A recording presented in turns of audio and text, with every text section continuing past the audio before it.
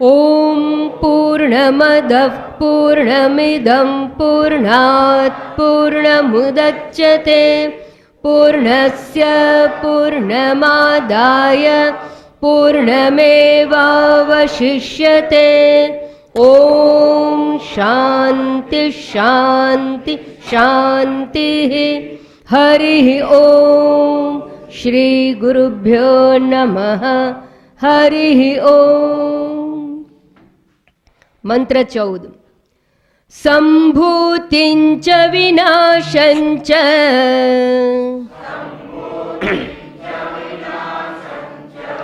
यस्तद्वेदोभयगं सः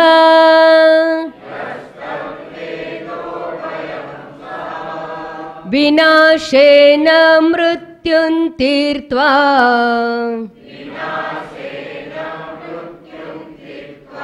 संभूत्या अमृतमश्नुते।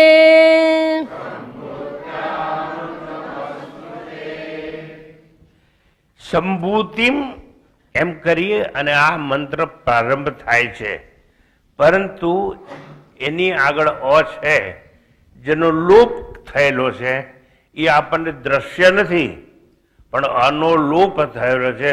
અસંભૂતિમ ચ વિનાશમ ચ ય તદ્વેદ ઉભયમ સહ વિનાશેન મૃત્યુમ તીર્ત્વા અસંભૂત્યામ અમૃતમ અશ્નુતે.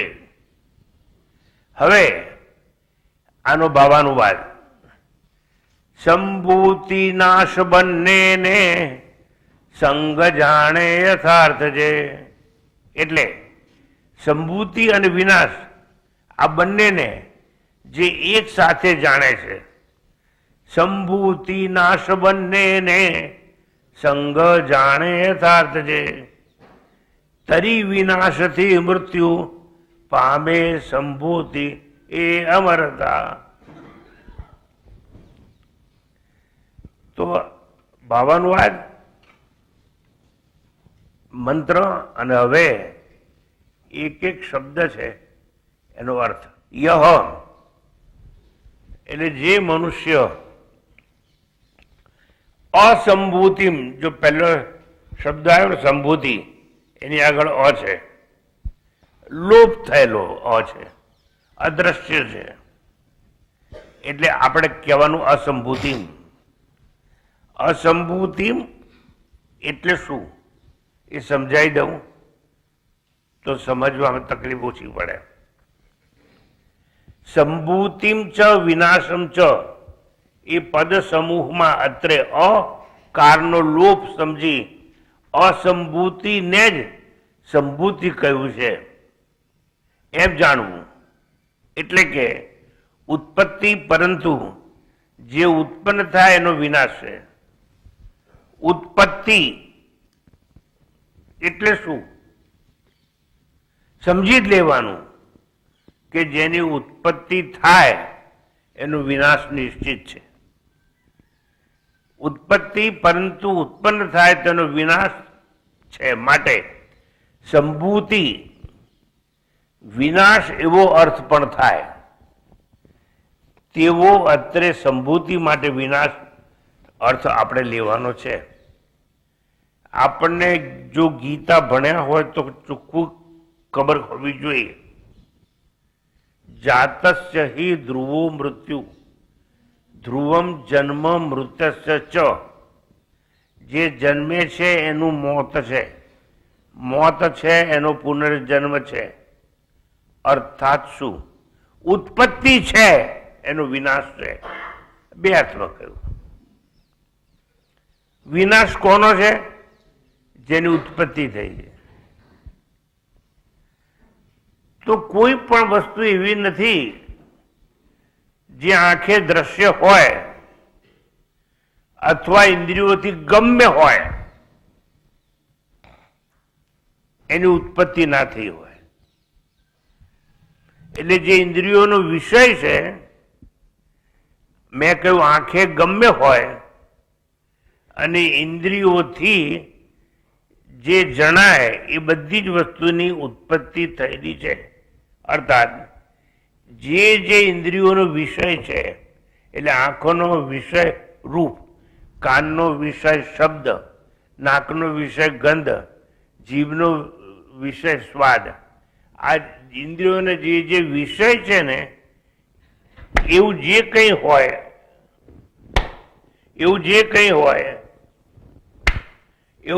હોય, તાળીનો અવાજ સંભળાયો તો એની ઉત્પત્તિ થઈ. ઉત્પત્તિ કેમ થઈ? કોઈ કાર્ય થયું માટે. આ બે હાથ આમના આમ હોત તો વાંધો નતો, કંઈક કર્યું, કાર્ય કર્યું, નજીક આયા એટલે અવાજ આવ્યો, તો અવાજ ઉત્પન્ન થયો એમ કહેવાય. એટલે જેની ઉત્પત્તિ છે એનો નાશ છે. તો તાળીનો અવાજ આવ્યો, હા, તો તરત અવાજ બંધ થઈ જશે, નાશ થશે. એમ એક વસ્તુ સમજવાની, યહ સંભૂતિમ એટલે અસંભૂતિ અર્થ લેવાનો, તથા વિનાશમ ચ વિનાશની એટલે સંભૂતિની, તે બંનેની સાથે સાથે ઉપાસના કરે છે.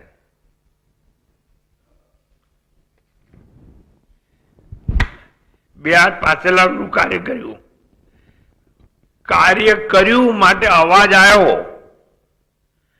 તો કાર્યથી જે થાય ઉપાસના તે, અને અવયવના કાર્ય વગર ઉપાસના થાય તે, દરેક બુદ્ધિથી કે મનથી ઉપાસના થાય તે. એવી રીતે અહીંયા સમજાવવામાં આવ્યું છે કે સાથે સાથે જે ઉપાસના થાય કાર્ય અને કારણથી, એટલે બંનેના સમુચયથી, બંનેના સાથથી, તે વિનાશેન એ સંભૂતિ વડે, કાર્ય વડે, વિનાશ વડે, ઉત્પત્તિ કાર્ય વડે મૃત્યુને, પુનઃજન્મને પામે છે. અને મૃત્યુને તરી જઈને અસંભૂતિ દ્વારા આપેક્ષિક અમરતાને એટલે સ્વર્ગલોકને પ્રાપ્ત કરે છે. વિનાશેન મૃત્યુમ તીર્થવા, જેનો વિનાશ છે એની ઉપાસના કરશો તો શેનો વિનાશ છે? જે આંખે દેખાય છે એનો. પછી તમારી ક્રાઇસ્ટની મૂર્તિ હોય કે મોહમ્મદ પૈગંબરની હોય, બુદ્ધની હોય, મહાવીરની હોય કે કૃષ્ણની હોય, પણ જો મૂર્તિ છે એ મૂર્ત છે, આંખે દેખાય છે, એની જો તમે ઉપાસના કરશો તો, બહુ સ્પષ્ટ અહીં સમજાવવામાં આવ્યું છે, સંભૂતિ દ્વારા એટલે વિનાશ દ્વારા, વ્યક્તની ઉપાસના દ્વારા તો માત્ર ચિત્ત શુદ્ધિ જ મળે, ઐશ્વર્ય નહીં. ઇન શોર્ટ, સાકારની ઉપાસના કરશો તો ચિત્ત શુદ્ધિ સિવાય અન્ય ફળ મળે નહીં. અને બધા એમાં પડ્યા છે. હમણાં જ મને કાર્યની ઇન્વિટેશન આવ્યું, આવજો. મેં તમારું સ્વાસ્થ્ય સારું નથી, હું આવી શકું નહીં, કઈ પૂજા રાખી છે અને મારે જવાનું છે. કારણ મને ખબર છે હું ઉપનિષદ ભણાવું છું. એ પૂજા કોની છે? જે આંખે દેખાય છે તેની છે. પૂજા કોની છે? મૂર્તિની છે. પૂજા કોની છે? પ્રતિમાની છે. પૂજા કોની છે? વિગ્રહની છે. પૂજા છે કોની? જેનો વિનાશ થવાનો છે એની છે. પૂજા જ કરવી અવિનાશીની કરો ને? ના, અવિનાશીની નહીં કરીએ. અમે તો જે આંખે દેખાય છે લાલો, હવે એક આ ફિલ્મ આવી છે લાલો એવું, અને બહુ પ્રખ્યાત છે, અને બહુ લોકો જુએ છે એને. એટલે હવે એમાં બધું વ્યક્તનું જ હોય ઉપાસના, પણ વ્યક્ત એટલે જ વિનાશ. તો ચિત્ત શુદ્ધિનું ફળ અવશ્ય મળે, એમાં ના નહીં. ઐશ્વર્યનો અભાવ એટલે મૃત્યુ. ઐશ્વર્ય એનો અભાવ એને મૃત્યુ કહેવામાં આવે છે. અધર્મ એટલે મૃત્યુ, કામના એટલે મૃત્યુ. પણ જો તમે કારણની ઉપાસના કરો તો તમે મૃત્યુને તરી જાઓ, કામના એટલે વાસનાને તરી જાઓ, અને એ જ મૃત્યુથી તરણ છે. આવા પ્રકારના મૃત્યુને કાર્ય બ્રહ્મની વ્યક્તની સંભૂતિની ઉપાસનાથી તે તરી જાય છે. એ વ્યક્તોપાસનાથી, વ્યક્તની ઉપાસનાથી માત્ર ચિત્ત સુધી મેળવે છે. પણ જો અવ્યક્તની ઉપાસના કરો, ચિંતન કરો, મનન કરો, નિધિધ્યાસન કરો, અને આ જે આંખે દેખાય છે એ સર્જનનો સર્જનહાર છે, એ અવ્યક્ત છે. આંખે દેખાડો તો ઈશ્વર, એ ઈશ્વરની ઉપાસના જો તમે કરો તો શું થાય? તોય તમે મૃત્યુને તરી જાઓ, પણ પછી તરત તમારો પુનર્જન્મ ન થાય, સ્વર્ગ જેવું મોટું ફળ મળે, હજારો વર્ષો સુધી ત્યાં રહો. એને આપેક્ષિક અમરતા કહેવામાં આવે છે. એટલે અહીંયા વ્યક્ત અને અવ્યક્ત, જન્મેલું છે અને અજન્મા છે, એ બંનેની ઉપાસનાનો સમુચ્ચય એક સાથે કરવાથી ફળ શું મળે એ સમજાવવામાં આવેલું છે. કર્મ કરે એ કર્મથી પ્રમાદનો નાશ કરે. કોઈ પણ કર્મ કરીએ એટલે પ્રમાદનો નાશ થાય. પ્રમાદો વૈ મૃત્યુ. આજે તમે અહીં આયા છો કેમ? તમે પ્રાતઃકાળે પ્રમાદ કર્યો નથી, એટલે આળસ. આળસ કર્યું તો ઘેર હોત, ના આવત. તો તમે પ્રમાદ કર્યો નથી તો તમને ફળ મળશે શ્રવણનું, પણ ચિત્ત શુદ્ધિનું ફળ મળશે, સાક્ષાત્કાર ના મળે. ચિત્ત શુદ્ધ થયેલું હોય અને શ્રવણ કરો તો સાક્ષાત્કાર થાય. અશુદ્ધ ચિત્તે તો શ્રવણ કરનારા અબજો છે.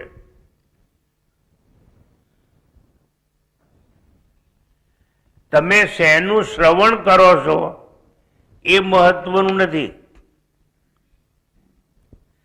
જેનું શ્રવણ કરો છો એ છે કોણ, એ છે ક્યાં, અને એ તમારાથી કેટલો જુદો છે, એ મળેલો છે કે અપ્રાપ્ત છે, એવી સમજ આવવી જોઈએ. શેનાથી? શ્રવણ કરવાથી. સમજ આવી જાય બેડો પાર, પણ સમજ નથી આવતી. કઈક ગાંડાની માફક આપણે પાછળ પડ્યા છે, પણ કરીએ. એક વાર યજ્ઞ કર્યો હોય તો સંતોષ ના થાય, બીજો કરી, ત્રીજો કરી, ચોથો કરી. પછી કહીએ શું કે અમે બીજા માટે કરીએ. બીજા લોકો આવીને સાંભળે એના માટે કરીએ છીએ. એટલે આજે યજ્ઞ કરનારા છે ને એ વ્યવસ્થામાં જ પડ્યા હોય. આ માફ કરજો તમે. આ જે લોકો બહુ મોટા મોટા યજ્ઞ કરે છે, હમણાં યજ્ઞ થવાનો છે, મોટા મહેલ જેવું બધું, લગ્નને થવાના છે ને યજ્ઞ થવાનું. હમણાં આ મંદિરમાં થવાનું છે. એ લોકોનું કામ શું? કંકોત્રી લખીને આપણને બોલાવવાનું. અમને શું કામ બોલાવો છો? અમારે માણસો ભેગા કરવા છે. માણસો ભેગા કેમ કરવા છે? 2000 માણસ જો ભેગા થાય તો અમારી યજ્ઞની સફળતા કહેવાય. તમે શું કરવાના? અમે બધાને ભેગા કરવાના.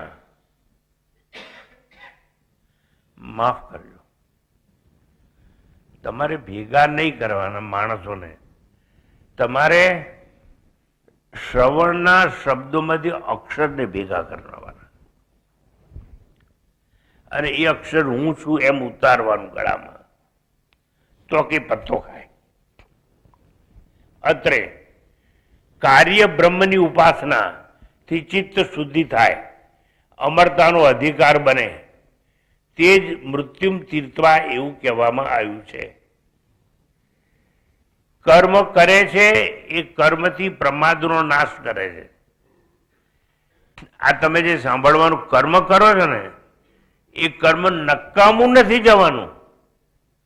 સાંભળજો, એના લિમિટેશન્સ, મર્યાદા સમજાવવામાં આવે છે શાસ્ત્ર દ્વારા, કે એનાથી મોક્ષ નહીં મળે પણ ફાયદો નહીં થાય એવું નહીં. આજે નહીં, કાલે નહીં, પરમદાડાની ક્યારેક તો થશે જ. સાંભળતા સાંભળતા ચિત્ત શુદ્ધિ થશે. ચિત્ત શુદ્ધિ થશે તો જ્ઞાનનો અધિકાર મળશે, અને જ્ઞાન પ્રાપ્ત થશે તો મોક્ષ મળશે. એટલે આ કારણ અને કાર્ય બંનેની ઉપાસનાનો સમુચ્ચય સમજાવવામાં આવે છે. અસંભૂત્યા અમૃતમ અશ્નુતે. કારણ બ્રહ્મની ઉપાસનાથી દેહ તાદાત્મ્ય તૂટી જશે. કારણ બ્રહ્મ એટલે ઈશ્વર, એની ઉપાસના જો કરશો તમે તો શું થવાનું? દેહ આ શક્તિ છૂટી જવાની. આપણે દેહમાં આસક્ત છીએ, અને જ્યાં સુધી દેહની અંદર આસક્ત રહીશું ત્યાં સુધી દેહને સુખ થાય એવા પ્રયત્નો જ કર્યા કરીશું. પણ હું દેહ નથી એવા નિષ્કર્ષ પર જ્યારે આવી જઈશું ત્યારે નક્કી થશે કે હું વ્યક્ત નથી, હું દ્રશ્ય નથી, હું દેહ નથી, તો જન્મ્યો નથી, તો મારી ઉત્પત્તિ નથી, તો મારો વિનાશ હોઈ શકે નહીં. And that must be the last ultimate conclusion. આ નિર્ણય પર આપણે આવવું જોઈએ, અને એટલા માટે બંને જાતની ઉપાસનાનો સમન્વય કરવામાં આવે છે. વન્સ અગેન, જે કોઈ ધર્મમાં જ્યાં જ્યાં સાકારની પૂજા છે તમારા ભલા માટે છે. શરૂઆતમાં તમે પેલા પરમાત્માને સમજી ન શકો એટલા માટે કરાવવામાં આવે, પણ પછી ભૂલી જવું જોઈએ, પણ એ ભૂલતા નથી. એક દાખલો આપું, કદાચ તમને સમજાય તો. તમારામાંથી જે કન્સ્ટ્રક્શનના કામમાં હશે એ લોકોને સમજાશે. આ ધાબુ ભરવું હોય ત્યારે શરૂઆતમાં ટેકા મૂકવામાં આવે છે. આ ટેકા ના મૂકો તો ધાબુ ભરાય નહીં. પછી સિમેન્ટ બજરી નાખીને પાણી પાવામાં આવે. અમારા જમાનામાં ઓછામાં ઓછા 21 દિવસ પાણી પાવું પડે. નવી ટેકનોલોજી જુદી જાતની છે. 21 દિવસ પાણી પીએ એટલે ધાબુ ટેકા વગર અદ્ધર પદ્ધર થઈ જાય, ઊભું રહી શકે એવું થઈ જાય. એટલે ટેકા કાઢી લેવામાં આવે છે. મને સાચું કહો, તમે જો તમારા ઘરનું વાસ્તુ કર્યું હોય તો ટેકા સાથે વાસ્તુ કરો છો કે ટેકા કાઢી લો? બોલો ને ભાઈ. પણ એક વસ્તુ કહી દઉં, આ ટેકા ના હોત તો ધાબુ ભરાયું હોત નહીં. તો ટેકા મહત્વના છે કે ધાબુ મહત્વનું છે? બોલો ભાઈ. ટેકા મહત્વના છે, પણ અમુક સમય પછી ટેકા કાઢી લેવામાં આવે. સમજાય છે કે નથી? એમ તમામ આકારની મૂર્તિઓ ટેકા છે. ચાંદલો કરવાનો, આરતી કરવાની, પૂજા કરવાની, બધું જ કરવાનું. ક્યાં સુધી? જ્યાં સુધી ધાબુ અદ્ધર પદ્ધર ટેકા વગર ઊભું રહી શકે નહીં એવું પાક્કું થઈ જાય ત્યાં સુધી કરવાની. આ તમે તો પકડીને લેક લપ લઈને બેઠા જિંદગી ઊંધી. પછી આમાં કેવા હોય છે કહું, ભાઈ તમે તો આટલું ઉપનિષદ સાંભળ્યું, અમે તમને સમજાવ્યું કે ટેકા કાઢી લેવા જોઈએ અમુક સમય પછી. મને છે ને આ તો અમારા બાએ છે ને આ બધી મૂર્તિઓ આપી હતી ને, હવે અમે ક્યાં જઈએ, શું કરીએ, અમે પાપમાં તો નહીં પડીએ અને અમે એને કાઢી કેવી રીતે શકીએ. હવે મર્યા બાપ દાદા જે આપીને ગયા છે, મરી ગયા એ તો આપીને તમને, એ સ્વીકારવા તમે તૈયાર, પણ સાક્ષાત અવતાર રૂપી કોઈ ગુરુ આવીને તમને કહે કે આવું કરો તો એ તમારે કરવું નથી. એટલે પ્રમાદી થઈ ગયા છો મૂર્તિ પૂજાને લીધે, અને પ્રમાદ એ મૃત્યુ છે. પ્રમાદો વય મૃત્યુ. તો એક વસ્તુ સમજવાની,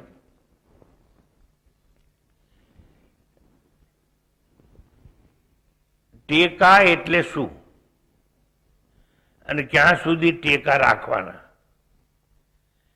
એવું ના કહેતા કે સ્વામીજી મૂર્તિ પૂજાની ટીકા કરે છે.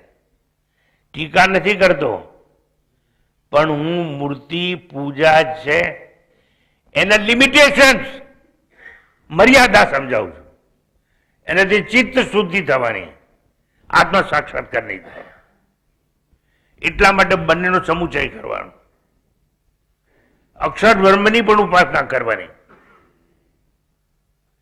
અને જો એવું થશે તો પણ સાક્ષાત્કાર તો નહીં થાય, પરંતુ કારણ બ્રહ્મની એટલે અવ્યક્ત બ્રહ્મની ઉપાસના કરશો તો શું થશે?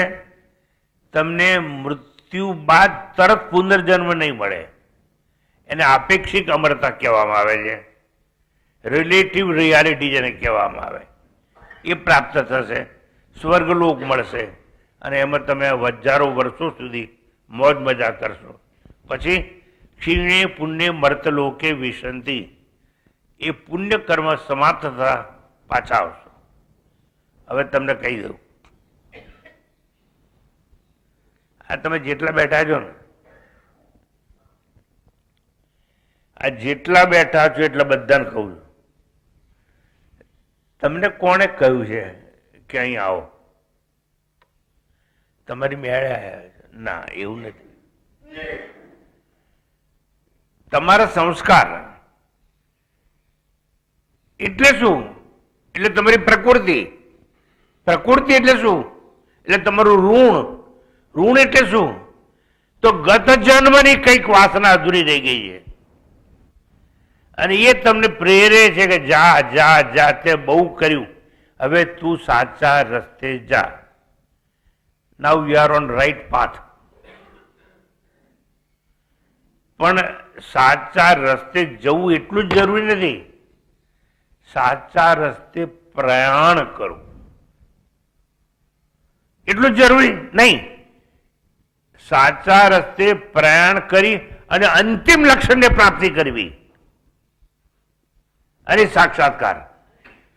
પણ એ સાક્ષાત્કાર અંતિમ લક્ષ્ય સુધી પહોંચવા માટે આ બધા ઉપાયો આપણને બતાવવામાં છે, સંભૂતિના અને અસંભૂતિના.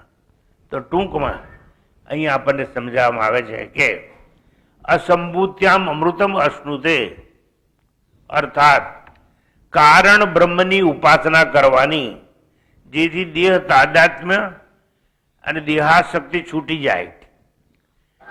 કારણ બ્રહ્મની ઉપાસનાથી આસક્તિ છૂટી, તે જ મૃત્યુ ભાવ ત્યાગ થાય અને અમૃતનો સ્વીકાર થાય. કારણ બ્રહ્મની ઉપાસનાથી, અવ્યક્ત પ્રકૃતિની ઉપાસનાથી પ્રકૃતિનો લય થાય અને એક એવી અવસ્થા પ્રાપ્ત થાય કે જેમાં અમરતા આપણને જણાય, જેને આપેક્ષિક અમરતા કહેવામાં આવે છે. સમુચ્ચયથી સગુણ સાકાર ઉપાસના માટે દ્વેષ ન થતા છતાં વ્યક્તિ નિર્ગુણ અને નિરાકારના જ્ઞાન માટે અધિકારી બને, એટલા માટે આ ઉપદેશ આપવામાં આવે છે. કાલથી તમારા મંદિરમાં દર્શન કરવા નહીં જવાનું એવું નથી કહેતો, અને એવું નહીં કરવાનું, પણ દર્શન કરવા જવાની જરૂર નથી એવું જ્યારે તમને સમજાય ત્યારે બંધ કરવાનું. સમજ એવું કેવું થાય? હું કહું, તમારામાંથી એક જણ મને પ્રશ્ન પૂછે, સ્વામી તમે પહેલા ક્યાં રહેતા હતા? હિમાલયમાં. ક્યાં? નારાયણ આશ્રમમાં. ક્યાં? ચાઇના બોર્ડર પર. કેટલો વખત રહ્યા? 20 વર્ષ રહ્યો. તો હવે જખ મારવા અહીંયા આવ્યા? ભાઈ પહેલા હું જે હિમાલયમાં રહેતો હતો ને, એ હિમાલય મારી બહાર દેખાતો હતો મને, પણ જયારે મને સમજ પડી કે જે હિમાલય મને બહાર દેખાય છે એ હિમાલય તો મારી ભીતર છે, અને હવે મારી ભીતર હું જોઈ શકું છું, પછી હિમાલયમાં રહેવાની જરૂર નહીં. પણ સાબિતી શું? ખાતરી શું? અરે કૃષ્ણ ભગવાને કહ્યું છે સ્થાવરાણામ હિમાલય, અને એ કૃષ્ણ મારી ભીતર છે. ઓહો, એટલે હવે જવાની જરૂર નહીં? ના, હવે નહીં. પણ જવાની જરૂર ખરી. જ્યાં સુધી બહાર દેખાતો અંદર ના દેખાય ત્યાં સુધી જરૂર કરી. મંદિરમાં દર્શન કરવા નહીં જવાનું? જવાનું. પણ જે દિવસથી તમને એવું લાગે કે હું જેને પગે લાગુ છું એ મારી ભીતર પણ મને દેખાય છે, એ દિવસ બંધ કરી જાય. એટલા માટે નરસિંહને લખવું પડ્યું. શું લખવું પડ્યું? બ્રહ્મ લટકા કરે બ્રહ્મ પાસે. એ ગયા તો ગોપનાથ નામના દરિયા કિનારે મંદિર છે ત્યાં, અને એ પણ અભી પૂજા કરતા હતા. પછી એને થયું હું અભિષેક ચડાવું છું કોને? તો કે ભગવાનને. તો હું જડ છું કે ચેતન છું? તો હું તો ચેતન છું. એટલે ભગવાન મારી અંદર છે કે મારી બહાર છે? ના, મારી અંદર પણ છે ને બહાર પણ છે. મારી અંદર છે તો હા. ઓહો, એટલે આ બ્રહ્મ કે આ ભગવાન અંદર છે, બહાર પણ છે, નાનામાં પણ છે, મોટામાં પણ છે, બધે જ છે.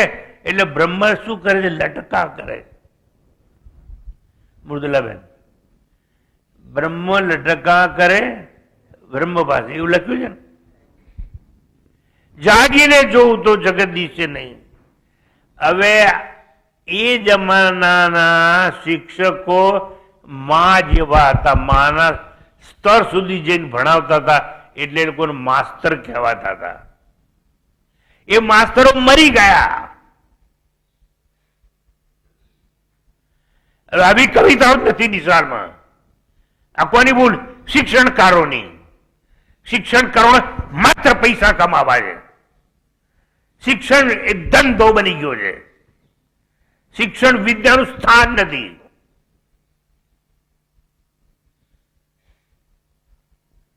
નહીતર અમે નાના હતા ને શું એવી કવિતાઓ આવતી હતી કે જેમાં આપણે મંદિરમાં ગયા વગર જ ધ્યાન થઈ જાય અને પ્રાર્થના થઈ જાય. મંગલ મંદિર ખોલો દયામય, મંગલ મંદિર ખોલો. કદાચ મૃદુલાબેન સ્નેહ રશ્મિનો છે, નરસિંહ દિવેટિયા. બાર ઉભો શિશુ ભોળો દયામય મંગળ મંદિર ખોલો. હવે શું આવ્યું કવિતામાં? રમણ ટાન ટાન મગાન શાન શાન એવું આવ્યું. અત્યારે બાળપોથી કવિતામાં આવું બધું બનાવવામાં આવે. કેટલા ગૂઢાર્થ અને કેવી કેવી કવિતા હતી બધી. એક બે સારી કવિતાનું યાદ કરાવો તો મૃદુલાબેન. પ્રેમળ જ્યોતિ તારો દાખવી મુજે. બરોબર. હવે આ બધું ગયું ક્યાં? એ જતું રહ્યું છે ને, ઉપનિષદ એને યાદ કરાવે છે. તમને કાયમ એકડિયામાં રાખવાના નથી, એટલા માટે ક ખ ગ એબીસીડી શીખવાડવામાં આવે છે. એ વખત કેમ કહેતા નથી કે અમે એબીસીડી છોડી દીધી? તાર તો માની જાઓ છો, અને હું કહું છું મૂર્તિઓ મૂકો તો નથી મૂકતા. કઈ વાંધો નહીં, જવા દો.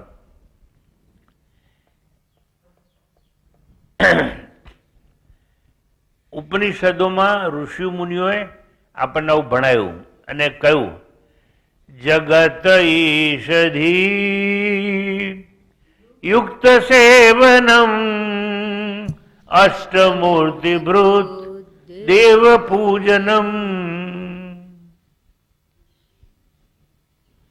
સમષ્ટિની ઉપાસના એટલે જગતની સેવા, ઈશ્વરની સેવા છે.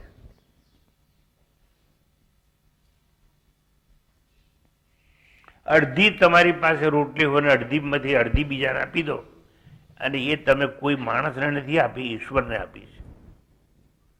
પણ તમને સમજાવવું જોઈએ કે હું જેને અડધામાંથી અડધી રોટલી આપું છું એની અંદર ઈશ્વર છે, પણ એવું નથી સમજાવતું. આપણે ગરીબને આપ્યું છે, આપણે પુણ્ય મેળવ્યું છે, એ ભાવના ખોટી છે. આપણી ઈશ્વરની સેવા જ છે. એક માણસ પડી ગયો, એની પાસે દવાના પૈસા નથી અને તમે મફત એનું ઓપરેશન કરી આલો, અથવા દવાના પૈસા આપો કે સારવાર કરી આલો, એ તમે માણસની સેવા નથી કરી, ઈશ્વરની સેવા કરી. પણ એ તમારી અંદર ભાવ જાગવો જોઈએ, તો એનું ફળ એક જ આવે. ચાલો જવા દો. અહીંયા આવી રીતે સમુચ્ચય આપણને સમજાવવામાં આવે છે, અને ત્યારબાદ આખો વિષય બદલાય છે, અને એ વિષયમાં ટૂંકમાં સંભવ, સંભૂતિ, કાર્ય, વ્યક્ત, વ્યષ્ટિ જેવા શબ્દોને જ અત્રે વિનાશ શબ્દથી ઓળખવામાં આવે છે. સંભૂતિની ઉપાસનાથી સાધક મૃત્યુને પાર કરે છે.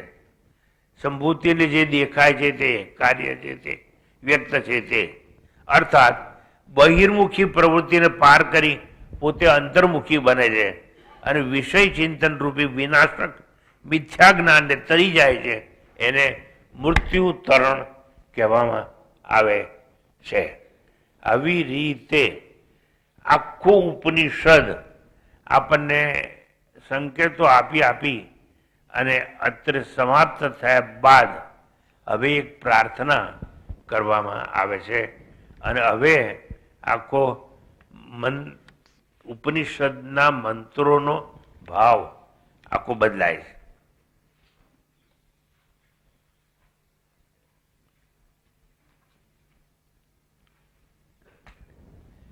આ પ્રાર્થના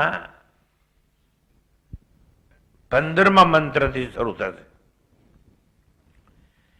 અને એ પ્રાર્થના 15મા મંત્રથી શરૂ થઈ.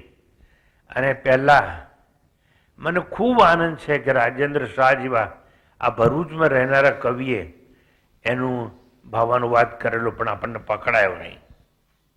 આ મહાન ઉપનિષદ, જો કે એમને તો રાષ્ટ્રપતિ એવોર્ડ મળેલો હતો. તો આપણે જોઈએ એ પ્રાર્થના કેવી રીતે છે અને કેવી રીતે બોલાય છે.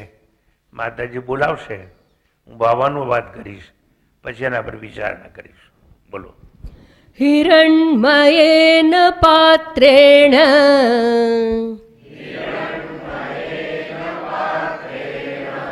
सत्यस्यापि हितं मुखम् तत्त्वं पुषन्न पावृणु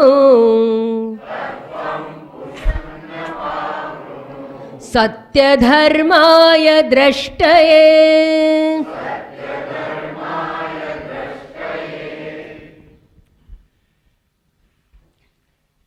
સોનેરી પાત્રથી પૂષા ઢાંકેલું મુખ સત્યનું, સોનેરી પાત્રથી પૂષા ડાકેલું મુખ સત્યનું ખોલશો સત્ય ધર્માર્થ જેનાથી શક્ય દર્શન. સોનેરી પાત્રથી પૂષા ઢાંકેલું મુખ સત્યનું.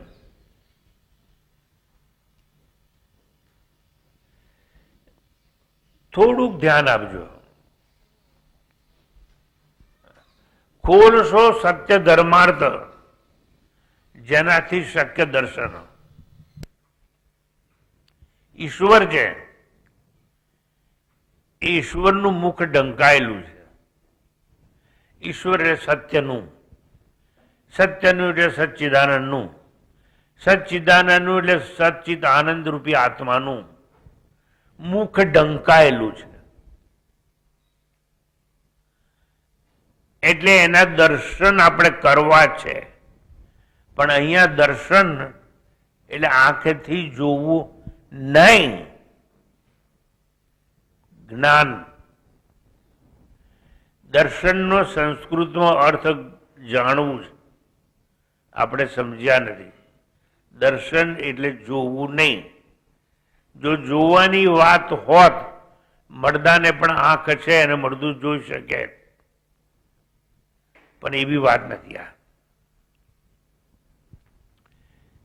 તો પહેલા હું તમને એના શબ્દો છે એનો અર્થ કહી દઉં, પછી આપણે ચર્ચામાં જઈએ. હે પૂષણ, પૂષણ સર્વનું ભરણ પોષણ કરનાર હે પરમેશ્વર.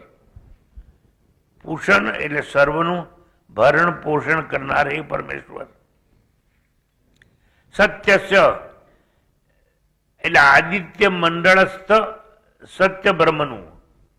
આદિત્ય મંડળસ્થ સત્ય બ્રહ્મનું મુખમ મુખ હિરણમયેન એટલે સુવર્ણમય પાત્રથી, એટલે જ્યોતિર્મય પાત્રથી. જો એક વસ્તુ કહી દઉં, જ્યોતિ એટલે પણ સૂર્ય થાય અને સૂર્ય એટલે પણ જ્યોતિ થાય. સુવર્ણમય જ્યોતિર્મય પાત્ર વડે ઢંકાયેલું છે. સત્ય ધર્માય હું સત્ય ધર્મ એ સત્યના દ્રષ્ટ એ દર્શન કરી શકું માટે તત તેને તમ એટલે તું અપાવૃણું ઉગાડ એટલે એનું અનાવરણ કર. ભાષાંતર વિસ્તૃત કરી આગળ જઈએ.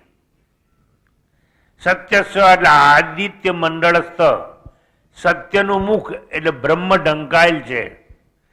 જે દર્શન બ્રહ્મ ઢંકાયેલ છે, ઢંકાયેલા બ્રહ્મનું દર્શન કરવું હોય તો કેવી રીતે થાય? બહાર કોઈ માણસ ઊભું છે ને બારણું બંધ છે એટલે બારણાથી પેલો ઢંકાયેલો છે એવા અર્થમાં નહીં, પણ સત્યનું મુખ એટલે બ્રહ્મ ઢંકાયેલ છે. એના માટે લાકડાનો દરવાજો ખોલવાનો નહીં, એના માટે દર્શન કરવા માટે જ્ઞાન જોઈએ. પણ જ્ઞાન મેળવવા માટે પહેલા વિવેક જોઈએ, પછી વૈરાગ્ય જોઈએ, પછી સમ દમ તિતિક્ષા ઉપરથી શ્રદ્ધા સમાધાન ષટ સંપત્તિ જોઈએ. ત્યાર પછી પણ પત્તો નાખાય તો શ્રવણ મનન નિધિ ધ્યાસન થી શક્ય બને. આ બ્રહ્મનું મુખ ઢંકાયેલું છે એ ખુલી જાય. અપિહિતમ એટલે ઢંકાયેલું. કેમ ઢંકાયેલું છે?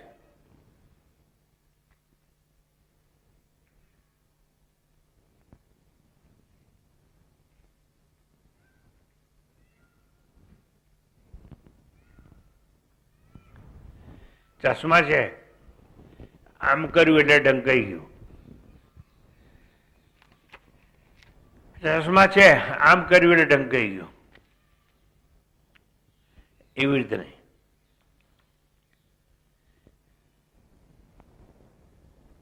મને એક વસ્તુ કહો, આ તમે જેટલા બેઠા છો બધા, તમે કોઈ પુણ્ય કર્મ કર્યું હશે તો જ તમે આજે અહીં આવી શક્યા છો કે નહીં? હા કે ના કહો? તો પુણ્ય કર્મ ગયા જન્મે કોણે કર્યું હશે? બોલો બોલો. આત્મા નહીં. આત્મા કાર્ય કરી શકે નહીં. હે? જીવાત્મા. ગત જન્મે તમારા જીવાત્માએ સત્કર્મ કર્યું હશે એટલે આ શ્રવણનો લાભ તમને મળ્યો હશે. હવે સમજાયું કે નહીં? અરે આખો કે નાખો. એટલે ગત જન્મે તમારા જીવાત્માએ કોઈ પુણ્ય કર્મ કર્યું હશે એનો બદલો તમને મળ્યો છે. હા કે ના? જુઠ્ઠા. તમે જો એવું માનો કે ગયા જન્મે હું જીવ હતો તો જીવ છું એ અજ્ઞાન, અને અજ્ઞાને આત્મા પર આવરણ કરી નાખ્યું. અત્યારે પણ તમે જીવ નથી, ગયા જન્મે પણ તમે જીવ નતા, પણ તમે માન્યતા હતી તમારી હું જીવ છું. આજે પણ એ તમારા હાલ છે. તમારે જાગવું જ નથી. હું જીવ છું તો હું કરતા છું, જીવ છું તો હું ભોગતા છું, જીવ છું તો જ હું જન્મ્યો છું, જીવ છું તો જ હું મરવાનો છું. તો જીવ છું એ માન્યતા જ ખોટી છે. અજ્ઞાન છે એનાથી આ મુખ સત્યનું ઢંકાયેલું છે.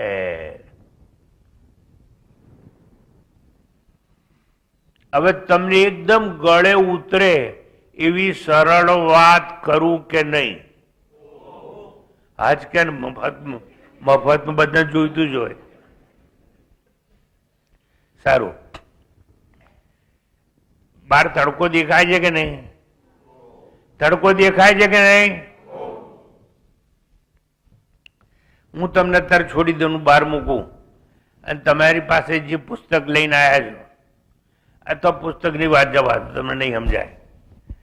આ સૂરજ દેખાય છે અને જો વચ્ચે વાદળા આવી જાય તો સૂરજ ઢંકાઈ જાય કે નહીં? હા કે ના? બોલો બોલો. વાદળા આવે તો સૂરજ ઢંકાય કે નહીં? બોલો બોલો. જુઠ્ઠા. સૂરજ ના ઢંકાય. આવડો મોટો સૂર્ય આટલા વાદળથી ઢંકાય કેવી રીતે?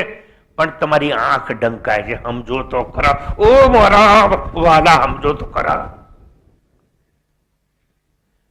આમ કરવાથી મારી આંખ ઢંકાય છે. હવે શું સમજાવે તમને? જે પૃથ્વી કરતા આટલો મોટો આટલા વાદળાથી ઢંકાઈ જાય? ના ઢંકાય. એમ એ પરમ પરમેશ્વર પરમાત્મા સત્ય, જેને આપણે કહીએ છીએ સચ્ચિત આનંદ કહીએ છીએ, સર્વત્ર છે, બધે જ છે, ક્યાંય નથી એવું નથી. એવડો મોટો પરમાત્મા ઢંકાય નહીં.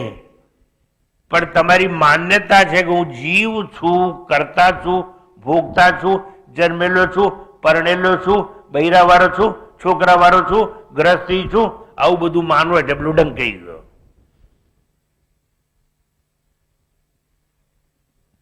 હવે ક્યાં સમજાવવા જવું? બધું દુર્ભાગ્ય છે મારા કે આટલી નાનકડી વાત કરું છું કે આપણી આંખ ઢંકાય, સૂરજ ના ઢંકાય તો એ સમજાતું નથી. તો એવી સમજાવવા માટેની અહીં પ્રાર્થના છે. સમજાય છે? હવે આંખ ઢંકાય એટલે દ્રષ્ટિ ઢંકાય. એમ અજ્ઞાનથી જ્ઞાન ઢંકાઈ ગયું છે. એ અજ્ઞાનને શાસ્ત્રોમાં આવરણ કહેવામાં આવે છે. આવરણ મુક્ત થઈ જાઓ, બસ મારે તમને એટલું જ કહેવું છે.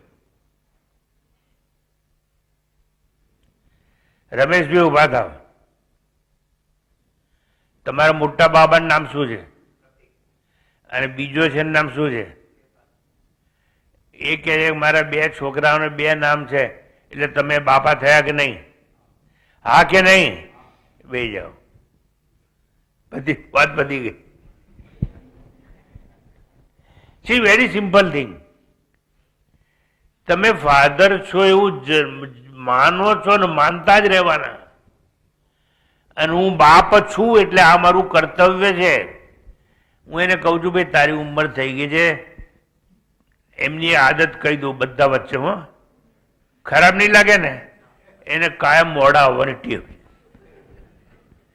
કોઈ પણ પ્રવચનમાં એ 10 મિનિટ મોડા જ હોય અને હું પકડું એને. એટલે મારા પ્રવચનમાં તો વહેલા આવતા થઈ ગયા છે, પણ એક દાડો આવ્યો માતાજીના પ્રવચનમાં તો 10 મિનિટ મોડા આવ્યા. ટૂંકમાં એ ભૂલી નહીં શકે કે હું પિતા છું. હવે હું પિતા નથી. પીવો છો? मैं पीता नहीं हूं मगर पीता हूं, એવું નથી ને? સંભાળજો. તો ભાઈ હું પિતા છું એટલે એને શું કર્યું કે હું સત્ય છું એને ઢાંકી દીધું. કારણ કે પિતા જન્મેલો હોય, પિતા મરવા વાળો હોય, પેલો અમર છે. એટલે આત્મા કે ઈશ્વર અજર અમર છે, એ વસ્તુને ઢાંકવા માટે આટલું તમારું અજ્ઞાન પર્યાપ્ત છે. પછી તમારી ઉપાધિ આવી ગઈ. આવી રીતે અજ્ઞાન આવરણ કહેવાય. અને અજ્ઞાનનું આવરણ દૂર કરવામાં આવે તો જ સાક્ષાત્કાર થાય. આટલું જ મારે તમને કહીને તમને છોડી દેવાય. મારે વધારે વાત નથી કરવી. તો મારી વાત તમને ગળે ઉતરશે કે સ્વામીજી કહે છે બરોબર છે કે આ દેવને દર્શન ને પૂજા ને પાઠ ને યજ્ઞ ને આ ને પૂછડું ને ઢીકણું દાન ને સ્નાન ને કુંભનો મેળો ને આ બધું જરૂરી નથી. એવું ક્યારે સમજાશે? અજ્ઞાન દૂર થશે ત્યારે.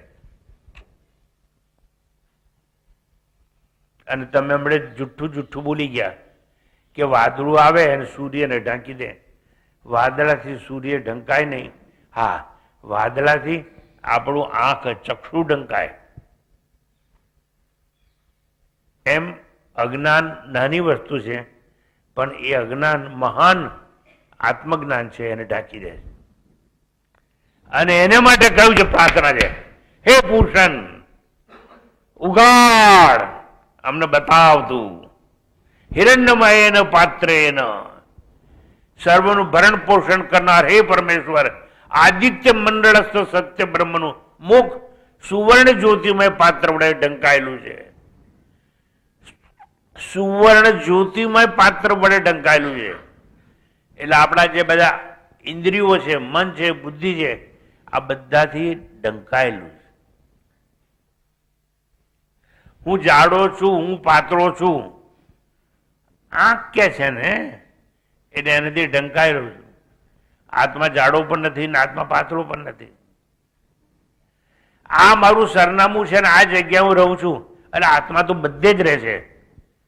એટલે આપણે આત્માને ઢાંકી દીધો. આત્મા ક્યાં છે આપણને ખબર જ નથી. It is very simple thing, very simple but very complicated. શેનાથી શું ઢંકાય છે એટલું સમજવાનું છે. અને તમારા માટે આવરણ એટલે શું એ સમજવાનું છે. હું રમણ છું, હું મગન છું, સવિતા, રમીના અને કાંતા છું, એ આપણું નામ. અને આપણા નામથી પેલા અનામીને આપણે ઢાંક્યો.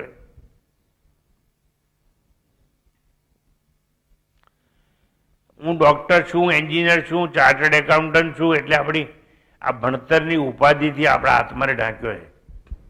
આત્મા તો બધું જ છે ને. એ ના હોય તો તમારી પાસે કોઈ ડિગ્રી ના હોય.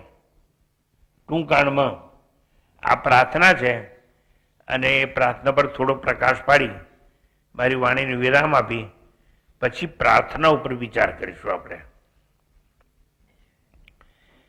હિરણ્યમયેન પાત્રેણ અપિહિતમ, એટલે કે આવા પાત્ર વડે એ આત્મા કે બ્રહ્મ ઢંકાયેલો છે. એમાં પહેલામાં પહેલો ઢંકાય છે જીવ ભાવથી બ્રહ્મ ઢંકાય છે. બીજું, તમે હું બોલું છું એ સાંભળી શકો છો કે નહીં? હા કે ના? જો તમે એમ કહો કે હું સાંભળું છું મારા કાનથી, તો એ બીજી ઇન્દ્રિયથી આત્મા ઢંકાયેલો છે. તમે એમ કહો કે મારા ઘેરથી હું કાર લઈને અહીં આવ્યો, એટલે તમે આવવાનું કર્મ કર્યું, તો તમે કરતા છો એ ભાવથી અકર્તા આત્માને તમે ઢાંકેલો છે.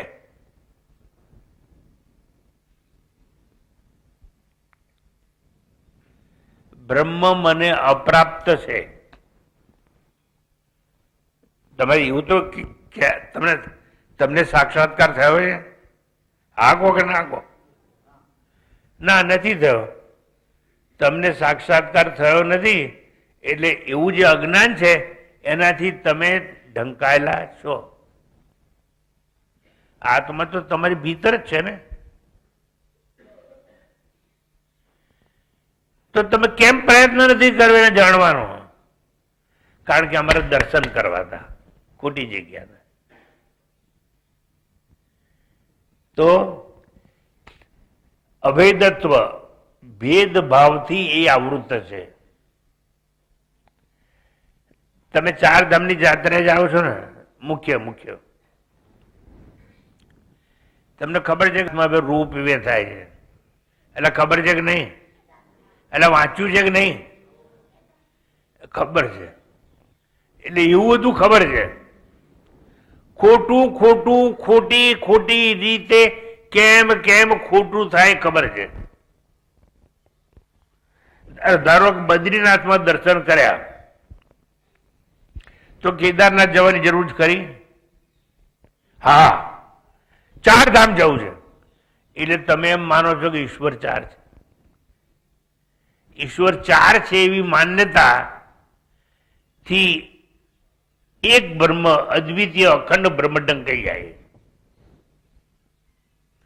માતાજી, હું બરોબર વાત કરું છું? ગપ્પા જ મારું છું, પણ સિસ્ટમેટિક ગપ્પા મારું. તો હવે હું દર્શન કરી શકું એટલે અધિષ્ઠાન બ્રહ્મ અધ્યારોપથી ઢંકાયેલ છે. હવે જુઓ, લાખ વાર તમે સાંભળ્યું એ કહી દઉં. અંધારામાં પડેલી દોરી કોક વાર સાપ તરીકે દેખાય છે. એટલે એવું બને છે કે નહીં? તો એનો અર્થ શું થઈ ગયો? કે આ દોરી છે એ સાપ દ્વારા ઢંકાયેલી છે. આટલું સમજાયું? એટલે જે પ્રાર્થના છે એમાં સીધો સાદો અર્થ એટલો છે કે સાપને લઈ લો તો દોરીના દર્શન થાય. સમજાય છે? સાપ એ શું છે? આવરણ છે. ઇટ ઇઝ સુપર ઇમ્પોઝિશન ઓન રોપ. આટલું જ કરવાનું છે. એમ તમારામાંથી કરતા લઈ લો, ભોગતા લઈ લો, શરીર લઈ લો, નામ લઈ લો. સમજાય તમને? મૃત્યુ લઈ લો, કારણ કે જન્મ લઈ લેવાનો છે.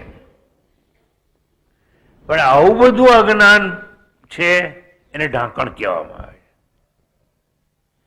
અને એ આગરણ હટાવી લો અને સુવર્ણમય પાત્રે, આ સુવર્ણ જેવા પાત્રથી આ ઢંકાયેલું જ બધું એ હટાવી લો અને મને દર્શન આપો.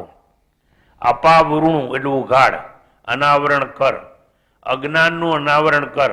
અનાત્મા તાદાત્માનો આવરણ થયેલું છે આપણા પર. જે અનાત્મા છે એને આપણે આત્મા માનીએ છીએ. ભેદ દ્રષ્ટિ એ આવરણ છે. નામ રૂપ એ આરોપ એ આવરણ છે. આવી રીતે આવરણ હટાવી લેવાની પ્રાર્થના કરવામાં આવે છે.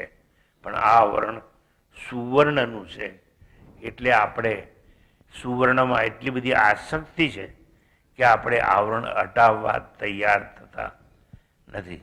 બોલો, હવે આજથી ઘેર જઈ અને ધીરે ધીરે માત્ર આટલું જ કરજો, આવરણ હટાવી દેવાની વાત કરી લેજો.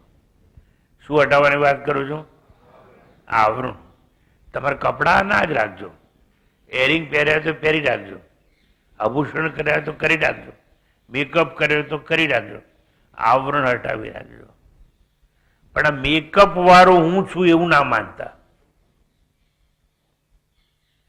આ શરીર વાળો હું છું એવું ના માનતા. કેમ? આ શરીર એટલે શું? બોલો ભાઈ, શરીર એટલે શું? હે? આવરણ એટલે શું? વસ્ત્ર. આ ગીતા વાંચી ના હોય તો શું થાય? વાસંસી જીર્ણાનિ યથા વિહાય, એવું આવે છે કે શરીર તો વસ્ત્ર છે. જેમ વસ્ત્ર જૂના થાય, ફેશન બદલાઈ જાય, એમ આપણે શું કરીએ છીએ? કપડાં કાઢી નાખીએ છીએ, નવા લઈએ છીએ. એમ આ શરીર ફાટી જાય એ ડોક્ટર સાહેબ કે કેન્સર છે. પણ શરીર કે વસ્ત્ર ફાટી જાય તો હાંધી લેવાય. તો ડોક્ટર બી કે કેન્સર છે પણ ચિંતા ના કરશો, આ દવા બવા લઈ અને 5 વર્ષ વધારે ચાલશે. 5 વર્ષમાં તો હું 10 વાર બદલી નાખીશ કપડા. એ ભ્રાંતિમાં જીવવાની જરૂર નહીં. એટલે આ શરીર જો વસ્ત્ર હોય અને મૃત્યુ સમયે શરીર બદલવાનું હોય તો એવું સમજવાનું કે હું વસ્ત્ર બદલું છું. કારણ કે વસ્ત્ર આવરણ છે. આ વસ્ત્ર મારી ઓળખાણ આપે છે. આ વસ્ત્ર એમ કહે છે કે હું સ્ત્રી છું. વસ્ત્ર કહે છે હું પુરુષ છું. વસ્ત્ર એમ કહે છે હું પુરુષ નથી ને સ્ત્રી પણ નથી. અને લાલ બત્તી થાય ત્યાં ઉભો રહું તાળીઓ પાડીને. ઓહો, કાં તો તમારું વર્તન તમે કોણ છો એ બતાવે છે, કાં તો તમારા વસ્ત્રો બતાવે છે. અને એનું આવરણ કહેવાય. એ આવરણ દૂર કરવા માટેની આ પ્રાર્થના છે, જેના પર આવતી વખતે મળીશું ત્યારે ખૂબ ખૂબ ચર્ચા કરવામાં આવશે. શાંતિ પાઠ. ॐ पूर्णमदः पूर्णमिदं पूर्णात् पूर्णमुदच्यते पूर्णस्य पूर्णमादाय पूर्णमेवावशिष्यते. ॐ शान्ति शान्ति शान्तिः. हरिः ॐ. श्रीगुरुभ्यो नमः. हरिः ॐ.